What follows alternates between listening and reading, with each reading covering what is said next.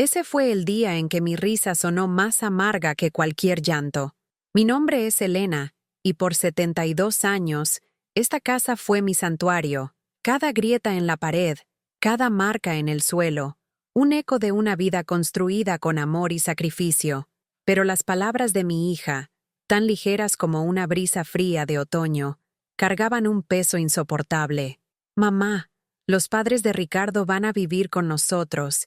Tienes que encontrar otro lugar. Me reí. Una risa seca, sin humor, porque la ironía de esa frase cortó profundo, exponiendo una herida que yo ingenuamente creía cicatrizada por el tiempo.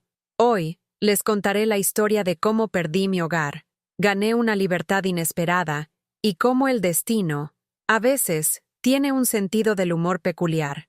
Acompáñenme en este viaje de recuerdos dolorosos y un giro inesperado que nadie esperaba. Y, por favor, denle me gusta, comenten, hablar. Fueron testigos de la risa fuerte de una niña corriendo por el pasillo, los tropiezos vacilantes de un primer amor, el calor suave de un hogar construido con las propias manos.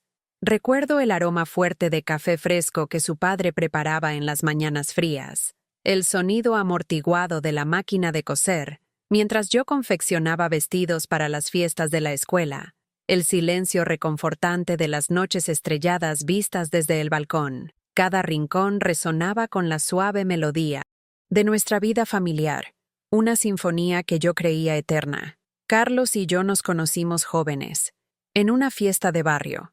Él, con su sonrisa tímida y manos callosas de trabajo en el taller mecánico, me encantó con su honestidad y gentileza. Nuestro amor floreció como las flores del lapacho que plantamos juntos en el jardín, fuerte y vibrante. Construimos esta casa ladrillo a ladrillo, con sueños y planes para el futuro. Cada centavo ahorrado, cada hora extra trabajada, era una inversión en nuestro hogar, en nuestro nido. Cuando Sofía nació, la casa pareció ganar una nueva luz, una alegría contagiosa que llenó cada habitación. Dediqué mi vida a ella, a sus primeros pasos vacilantes, a sus preguntas curiosas, a sus lágrimas y sonrisas. Carlos trabajaba arduamente para darnos una vida cómoda, y yo me desdoblaba entre el cuidado de la casa y la educación de nuestra hija. Fueron años de felicidad simple, de cenas familiares, de historias contadas antes de dormir, de domingos perezosos en el patio. Recuerdo vívidamente el día en que Sofía trajo a Ricardo para presentárnoslo. Él era un muchacho educado, de buena familia, y parecía amar a mi hija sinceramente. Me alegré de verla construir su propia felicidad, aún sintiendo ese nudo en el corazón que toda madre siente al ver a su hijo volar. En los matrimonios, los padres pierden un hijo para ganar un yerno o una nuera, dicen. Yo gané a Ricardo, y por un tiempo, creí que nuestra familia solo crecería. Los primeros años del matrimonio de Sofía fueron tranquilos. Venían a visitarnos con frecuencia, y el sonido de los nietos corriendo por la casa reencendió una llama de alegría que yo temía se hubiera apagado con el tiempo. Fueron momentos preciosos, de manos pequeñas sosteniendo las mías, de risas infantiles resonando por las habitaciones, de miradas cómplices intercambiadas con Carlos.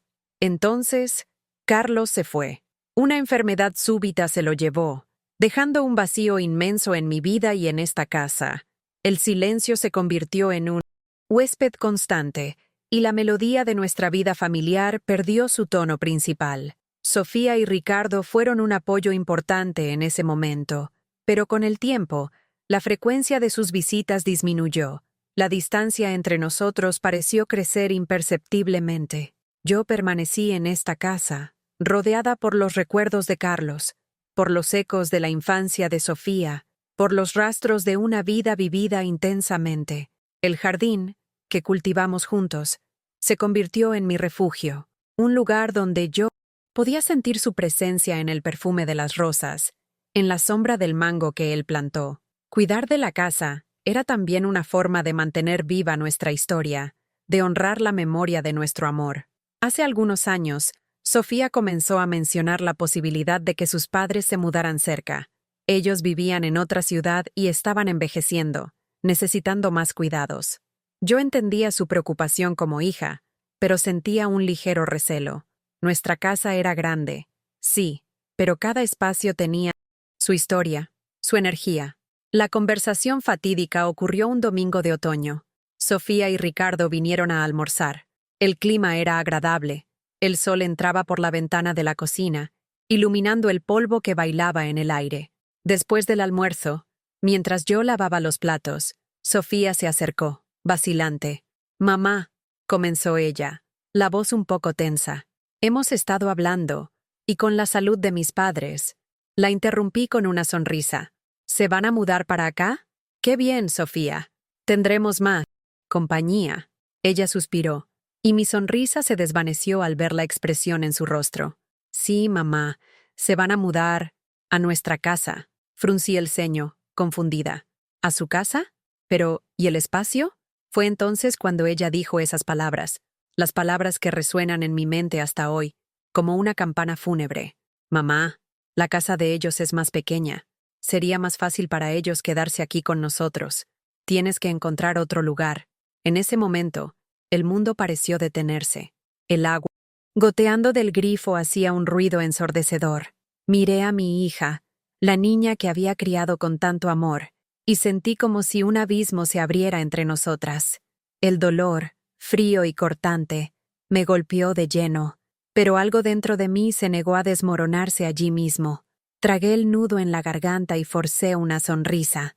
«Ah, entiendo», dije, la voz extrañamente tranquila. «Claro, tiene sentido». Pero por dentro, la tormenta ya había comenzado. La herida inicial fue profunda, la traición inesperada. Mi casa, mi hogar, el lugar donde viví la mayor parte de mi vida, estaba siendo tomado, y la persona que más amaba era quien me estaba echando. Los días que siguieron a esa conversación fueron un borrón de incredulidad y dolor silencioso.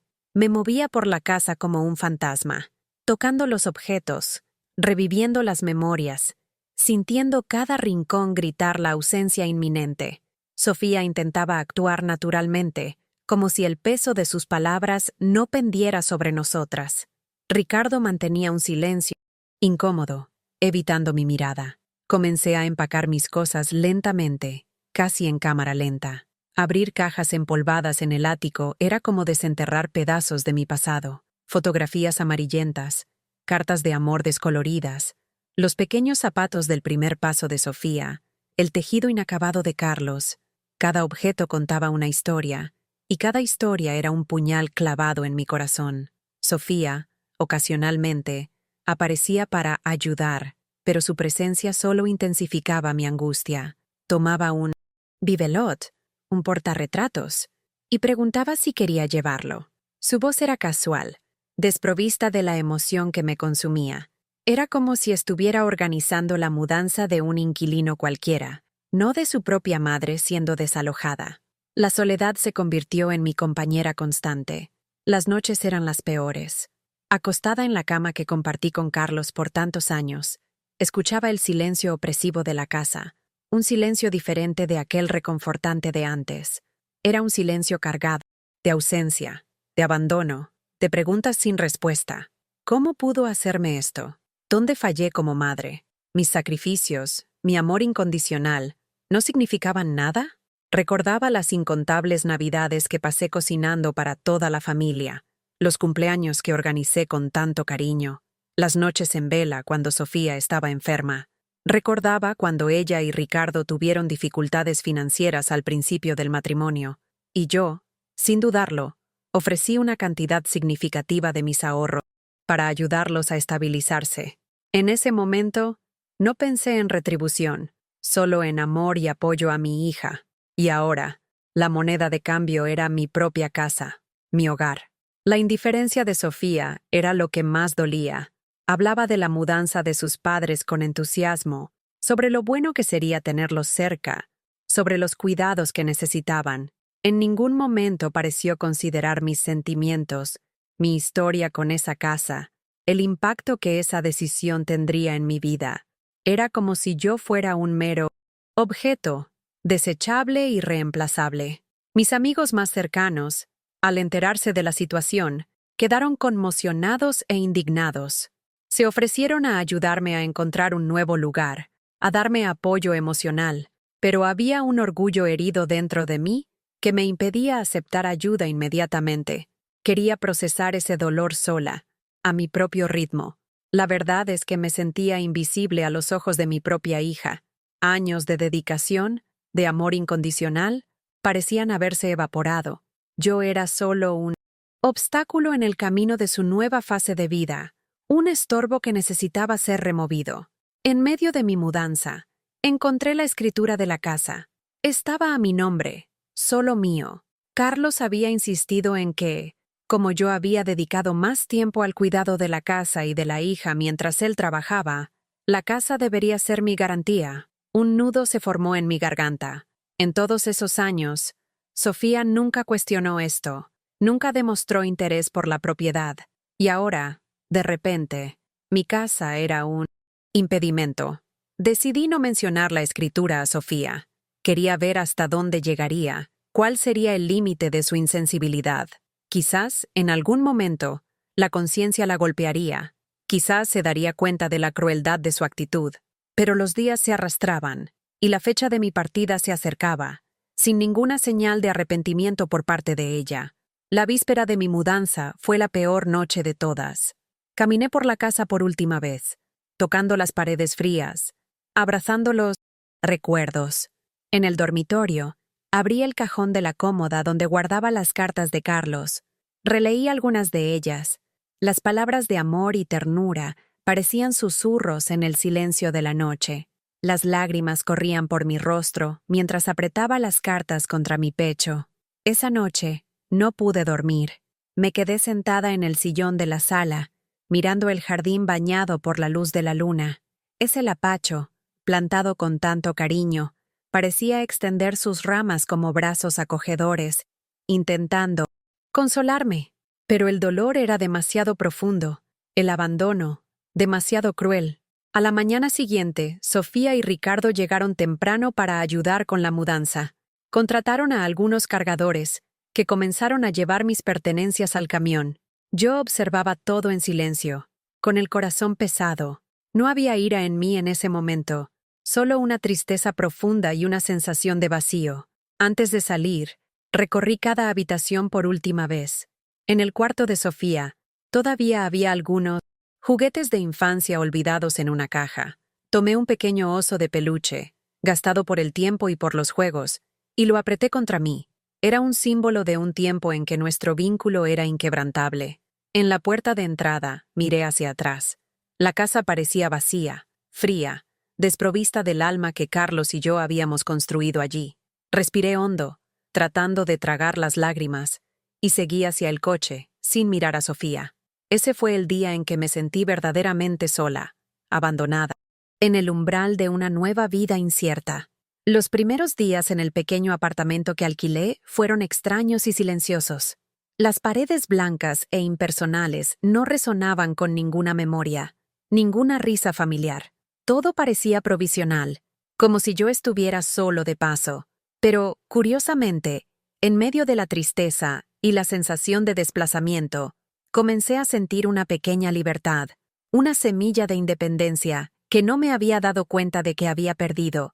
Sin la rutina de la casa grande, sin las expectativas familiares, tenía tiempo para mí. Comencé a revisar viejos pasatiempos, a leer libros que estaban empolvándose en la estantería, a dar largas caminatas por el barrio. Descubrí un pequeño y encantador café cerca de mi apartamento, donde pasaba las tardes observando a la gente y saboreando un buen café. Lentamente, el dolor comenzó a dar paso a una vaga curiosidad sobre el futuro. Un día, mientras desempacaba algunas cajas, encontré una carpeta antigua con documentos de Carlos. Eran papeles que no veía hacía años, desde que él se fue. Entre ellos, estaba la escritura de la casa, algunos extractos bancarios antiguos y una carta. Una carta doblada en 3, con la caligrafía de Carlos, fechada poco antes de su fallecimiento. Con las manos temblorosas, abrí la carta. Las palabras, escritas con la letra un poco vacilante, parecían susurros venidos del pasado. Carlos expresaba su amor por mí y por Sofía, su preocupación por nuestro futuro y un consejo: que yo nunca me deshiciera de la casa, nuestro hogar, nuestro puerto seguro. Mencionaba también una pequeña cuenta bancaria que él había abierto a mi nombre, un colchón para garantizar mi seguridad financiera si algo le sucedía. Las lágrimas empañaron mi vista mientras leía esas palabras. Ese hombre, incluso en sus últimos días, pensaba en mí, en mi bienestar. Su mensaje fue un bálsamo para la herida abierta por la actitud de Sofía. Él confiaba en mí, sabía el valor de esa casa para mí. Decidí verificar la existencia de la cuenta bancaria mencionada en la carta. Con alguna dificultad, logré localizar los documentos necesarios y fui a una agencia bancaria. Para mi sorpresa, la cuenta existía y contenía una suma considerable, mucho más de lo que imaginaba. Carlos, siempre un hombre precavido, había pensado en todo. En ese momento, una ola de claridad me golpeó. La casa era mía, por derecho y por deseo de Carlos. Yo había permitido que Sofía me manipulara, que me hiciera sentir culpable por ocupar mi propio espacio. La ira comenzó a burbujear dentro de mí, una ira fría y calculada, diferente del dolor paralizante que sentí al principio. Necesitaba enfrentar a Sofía. Ella necesitaba saber la verdad sobre la casa, sobre la voluntad de Carlos, sobre el abandono que yo había sentido. Pero no quería una confrontación furiosa, llena de acusaciones. Quería que ella entendiera las consecuencias de sus elecciones, el impacto de su codicia. Comencé a planificar, no una venganza mezquina, sino una forma de retomar el control de mi vida. Y quizás, enseñar una valiosa lección a mi hija. Usé parte del dinero de la cuenta de Carlos para consultar a un abogado. Le expliqué la situación, le mostré la escritura y la carta. El abogado confirmó que la casa era legalmente mía y que Sofía no tenía derecho alguno a echarme. Armada con esa información y con una nueva determinación, decidí que era hora de actuar. Llamé a Sofía con una voz neutral, diciéndole que necesitaba hablar con ella sobre algunos asuntos pendientes de la mudanza. Ella accedió a venir a mi apartamento al día siguiente. La noche anterior a nuestro encuentro, preparé todo con cuidado. Rebusqué en mis cajas y encontré las fotos antiguas de nuestra familia, los pequeños objetos que atestiguaron nuestra historia. Quería que Sofía recordara lo que habíamos construido juntas, el amor que nos unía antes de que la codicia y la conveniencia entraran en escena. Al día siguiente, Sofía llegó acompañada de Ricardo. Parecían nerviosos, quizás imaginando que yo iba a rogar para volver. Ofrecí café y los invité a sentarse. Comencé la conversación con calma, hablando sobre cómo estaba siendo la adaptación al nuevo apartamento. Entonces, respiré hondo y dije: Sofía, encontré algunos documentos antiguos de tu padre, entre ellos, la escritura de nuestra casa. Vi cómo el nerviosismo en sus ojos se intensificaba. Ricardo carraspeó, incómodo. Continué: la casa siempre estuvo a mi nombre, Sofía. Tu padre se encargó de eso. Él quería que yo tuviera seguridad. El silencio en la sala era palpable. Sofía evitó mi mirada. Sé que querían que los padres de Ricardo se mudaran allí. Proseguí, manteniendo la voz firme, pero sin elevar el tono. Y entiendo su preocupación por ellos. Pero esa casa es mi vida, nuestra historia. Tomé la carta de Carlos y se la entregué a Sofía. Ella dudó un momento antes de tomarla y comenzar a leer. Observé su rostro mientras las palabras de su padre parecían golpearla como una bofetada. Vi sus ojos humedecerse. Ricardo se inclinó para leer por encima del hombro de ella. Cuando terminó, el silencio volvió a instalarse en la sala, pero esta vez era un silencio diferente, cargado de peso y de una creciente tensión moral. La revelación de la verdad había arrojado una sombra sobre su decisión, exponiendo la injusticia de lo que habían hecho. El terreno para la confrontación y para una posible redención estaba finalmente preparado. Sofía me devolvió la carta, las manos temblorosas. Sus ojos estaban llorosos, y finalmente encontró los míos. Había una mezcla de shock, culpa y quizás un destello de remordimiento en su mirada. Ricardo permanecía en silencio, observando la escena con una expresión tensa. «Mamá, yo no sabía», murmuró Sofía, con la voz ahogada. Nosotros pensamos que la casa estaba a nombre de los dos.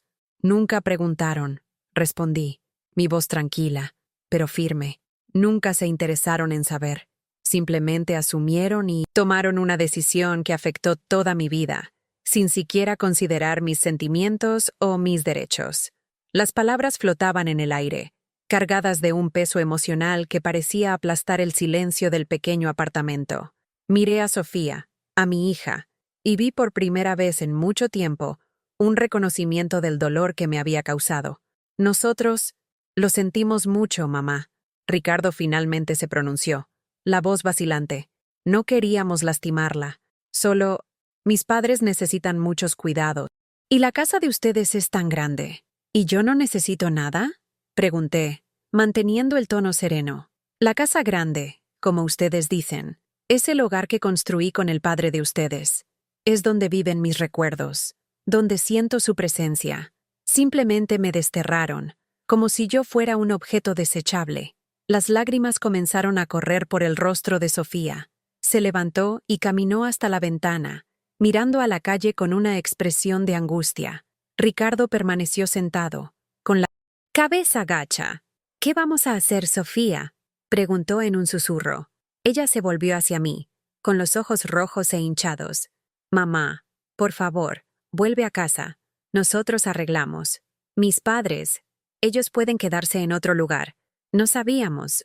No teníamos idea. Su súplica, aunque tardía, contenía una sinceridad que no escuchaba en sus palabras desde hacía mucho tiempo. Pero la herida era profunda, y la confianza, quebrantada. ¿Volver a casa, Sofía? Repetí sus palabras lentamente. ¿Para ser tolerada? ¿Para vivir bajo el mismo techo con personas que me veían como un estorbo? El silencio volvió a instalarse, esta vez aún más pesado, cargado de la amargura de mis palabras. Los observé, esperando alguna reacción genuina, algo que demostrara un verdadero arrepentimiento, una comprensión real de la injusticia que habían cometido. Sofía se acercó y tomó mis manos. Sus lágrimas mojaban mi piel. Mamá, perdóname, fui egoísta. Pensé solo en lo que era más conveniente para nosotros, sin considerarte. Sé que me equivoqué gravemente. Por favor, dame una oportunidad de arreglar las cosas. Miré a sus ojos y vi la sinceridad en su llanto. Quizás, en el fondo, ella no era tan insensible como sus acciones sugerían. Quizás la conveniencia y la presión de las circunstancias la habían cegado. ¿Arreglar, Sofía?, pregunté, mi voz ahora un poco más suave. ¿Cómo se arregla un hogar roto, una confianza traicionada? Podemos hablar con mis padres. Ricardo intervino. Podemos encontrar otra solución. Usted puede volver a casa, y nosotros nos encargaremos de todo. Sabía que no sería fácil. La presencia de los padres de Ricardo en la misma casa, aunque temporalmente, crearía un clima de tensión e incomodidad. Pero la oferta de Sofía y Ricardo, venida con un aparente arrepentimiento, era un primer paso. Hay algo más, dije, soltando las manos de Sofía y caminando hacia una caja. Saqué de ella una carpeta con documentos. Durante mi mudanza, encontré los comprobantes de todo. Los pagos de la casa, cada cuota de la hipoteca, cada reforma, cada impuesto, todo pagado con mi dinero y el de su padre. Abrí la carpeta y les mostré los documentos. Sus rostros palidecieron al ver la extensión de mis inversiones en la casa a lo largo de los años. No quiero nada de ustedes, continué.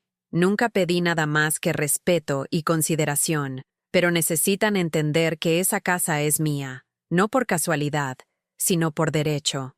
Hubo un largo silencio, durante el cual Sofía y Ricardo intercambiaron miradas cargadas de culpa y reconocimiento. Finalmente, Sofía habló. Mamá, usted tiene toda la razón. Fuimos injustos y irrespetuosos. No hay excusa para lo que hicimos. Por favor, vuelva a casa. Haremos lo que sea necesario para que se sienta cómoda y respetada. En ese momento, sentí un peso enorme ser quitado de mis hombros. La verdad había sido dicha, la confrontación había ocurrido, y un primer paso hacia la redención había sido dado. La batalla por mi casa y por mi dignidad aún no estaba totalmente ganada, pero había retomado el control de mi narrativa. Volví a casa. No fue un regreso triunfal, sino un recomienzo vacilante, cargado de recuerdos dolorosos y una cautelosa esperanza. Los padres de Ricardo no se mudaron a mi casa. Después de una conversación difícil, Sofía y Ricardo encontraron otra solución, un hogar más adecuado a sus necesidades. Al cruzar el umbral de la puerta, sentí una mezcla de familiaridad y extrañeza. La casa parecía más pequeña, más silenciosa, como si también hubiera sentido mi ausencia. Caminé por las habitaciones, tocando los objetos, reviviendo los recuerdos. El lapacho del jardín parecía saludarme con sus hojas verdes y vibrantes. Sofía y Ricardo se esforzaron por mostrar que estaban arrepentidos. Las visitas se volvieron más frecuentes, las conversaciones más sinceras. Me ayudaban con las tareas de la casa, me llevaban a pasear, demostraban un cariño que se había perdido en la rutina diaria. Lentamente, el puente entre nosotros comenzó a ser reconstruido, ladrillo a ladrillo, con honestidad y respeto. Una tarde, mientras tomábamos el té en el balcón, Sofía tomó mi mano y dijo: «Mamá, he aprendido una lección muy importante con todo esto. Nunca más tomaré decisiones que afecten su vida sin escucharla, sin considerar sus sentimientos. Usted es la persona más importante de mi vida». Sus palabras sinceras tocaron mi corazón. Sabía que llevaría tiempo curar completamente la herida, pero ese era un buen comienzo. El perdón no es un sentimiento, sino una decisión, y yo decidí darle una oportunidad a nuestra relación. La vida siguió su curso. Los días se transformaron en semanas, las semanas en meses. La casa volvió a llenarse de risas, de conversaciones animadas, de la presencia de mis nietos. Los recuerdos de Carlos seguían vivos en cada rincón, pero ahora estaban acompañados de nuevas memorias, de un futuro que volvía a construir con mi familia. Mirando por la ventana de mi habitación, mientras el sol se ponía en tonos de naranja y dorado, reflexioné sobre todo lo que había sucedido. Perdí mi hogar temporalmente, sentí el dolor del abandono y la traición, pero también descubrí una fuerza interior que no sabía que poseía. La injusticia que sufrí me enseñó a defender mis derechos, a valorar mi historia y, sobre todo, la importancia de una comunicación honesta y respetuosa dentro de la familia. La lección que queda de esta historia es que los lazos familiares son preciosos, pero deben cultivarse con cuidado, con empatía y con respeto por las individualidades de cada uno. La codicia y la conveniencia nunca deben prevalecer sobre el amor y la consideración, y, por doloroso que sea, a veces es necesario pasar por momentos de prueba para que la verdad salga a la luz y para que podamos aprender y crecer. Aquel me reí inicial, burlón y amargo, dio paso a una sonrisa más serena, una sonrisa de quien superó el dolor, retomó el control de su vida y aprendió a perdonar, sin olvidar. La casa sigue siendo mi hogar, mi santuario, y ahora, más que nunca, valoro cada momento vivido entre sus paredes. Si te identificaste con esta historia, si ya pasaste por situaciones similares, o si simplemente te emocionaste con la jornada de Elena, deja tu comentario abajo. Tu experiencia puede inspirar a otras personas. Dale me gusta a este video, compártelo con tus amigos y familiares, y suscríbete a nuestro canal para más historias emocionantes y reflexivas. Al final, cada vida tiene una historia que contar, y juntos podemos aprender y crecer con ellas. Hasta el próximo video.